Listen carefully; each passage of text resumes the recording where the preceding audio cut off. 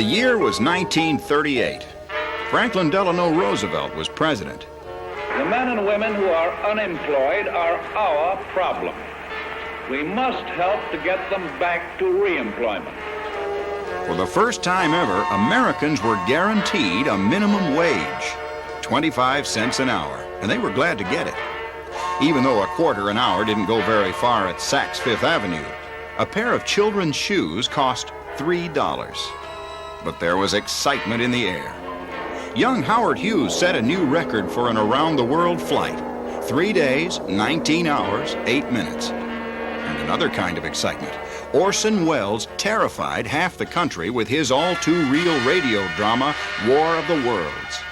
Another bulletin from Langham Field, Virginia. Scouting planes report enemy machines now 3 in number, increasing speed northward, kicking over. Well, the Martians skipped Texas, but the Depression didn't. A great migration from farm to city began. Somewhere, people reasoned, money was just waiting to be made. Some came to Houston, like John L. MAREK. John was the oldest of the 3 MAREK brothers, and first to bid Yoakum, Texas, farewell. John came to Houston hoping to find work. He did, and soon, along with his brothers Bill and Ralph, he founded a company, MAREK Brothers Sheetrock. Sheetrock, or gypsum wallboard, was a new way to finish the interior of houses. John MAREK hung his first rock in 1938 and saw firsthand how it was going to change interior construction forever. But looming on the horizon like a Texas thunderstorm, World War II. The MAREK dream was put on hold as the 3 brothers marched off to serve their country.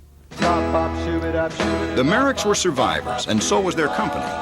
Following the war, they returned to Houston to take advantage of a post-war building boom. The 50s saw Houston emerging as a major metropolitan area. The MAREKs made the best of each opportunity that came along, and in so doing, became one of the largest drywall contractors in Houston. And so, my fellow Americans, ask not what your country can do for you, ask what you can do for your country. The company grew quickly in the 60s, expanding into the commercial interior construction field. The 70s saw MAREK companies soaring to new heights, literally. By the end of the decade, MAREK craftsmen had finished out enough new office space to fill a building almost 5 miles high. We had arrived. The largest interior construction company in the Southwest, with offices in Austin, San Antonio, and Dallas, as well as Houston. Finishing out world-class buildings helped make us a world-class family of companies. Then came the 80s. The decade dawned full of the promise of perpetual prosperity. The early 80s reminded some people, including the MAREKs, of the Roaring 20s and the Great Depression which had followed.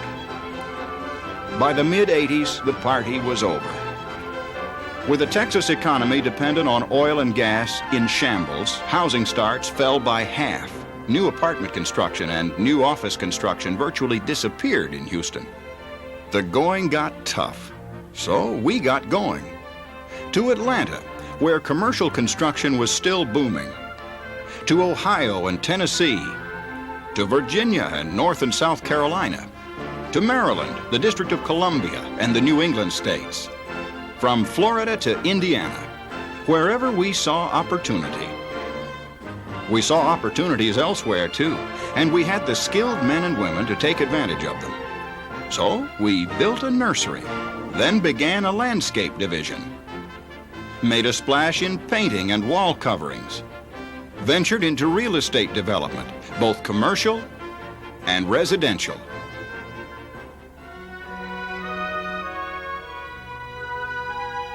And so we've traveled through time, from the Great Depression to recovery from a Great Recession, from 1938 to 1988.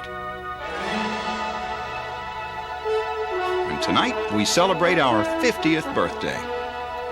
In the here today, gone tomorrow world of construction companies, we've joined a select group called Survivors.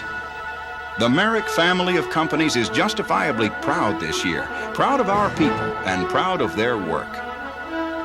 When the people of Houston donated millions to build a new symbol of their cultural heritage, a MAREK company was called in for the finishing touches. When IBM chose the Metroplex as the site for their 850-acre mixed-use city, MAREK people became city builders. When San Antonio brought a killer whale to town, a MAREK company went to sea in style. When Atlanta went underground to discover its past, MAREK workers were assigned the task of building the future. And when Harris County needed big league improvements to its sports complex, guess who hit a home run? Now, no one can deny there have been rough spots on the road to today, but no one can say we failed to learn from experience. The principles and philosophies of our founders have served the company well and have been a welcome anchor in stormy seas. Somehow, knowing the company got its start in worse times helped us weather conditions that caused many others to founder. For when Houston suffered a downturn in the energy business, the MAREK companies were prudent enough to continue their diversification, to follow the business wherever it was. And as a result, we've learned how to work smarter as well as harder. We've learned the lessons of tight budgets and strict scheduling. So well, in fact, that today we stand poised on the brink of tomorrow with hard-won knowledge of new approaches and new techniques which will prove invaluable in the coming resurgence. Even now, MAREK companies are heavily involved in the build-outs of once vacant lease space, frequently as the company of choice, not merely of price. This is also a source of pride in our 50th year, that the company's reputation continues to grow, even as a new generation of leaders assume their roles.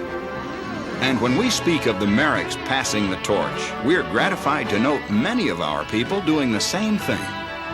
Children of our workers joining their fathers and mothers in the MAREK family. And this in itself says volumes about the kinds of places the MAREK companies are.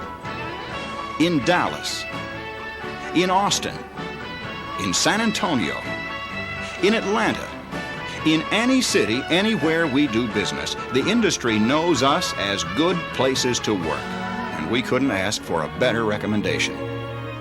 This bond between management and employees is a strong one, in the high-turnover construction business perhaps uniquely so. The ideals of John, Bill, and Ralph MAREK apply today as well as they did 50 years ago. Work hard, treat your people fairly, and never lose sight of the customer as the source of all good things. The story of the MAREK family of companies can be told in many ways, for it's a diverse one, as diverse as the people who've come together to become the company. But we still share the dream, to realize the rewards of our own hard work, to recognize innovation and progress when we see it, then seize the opportunities and hang tough. To view the past as lessons learned, and to view the future as success to be earned. You see, the MAREK family extends far beyond the ties of flesh and blood. The MAREK family today is all of us, sharing the dream of three farm boys whose word was as good as their work. 50 years ago, today, and tomorrow.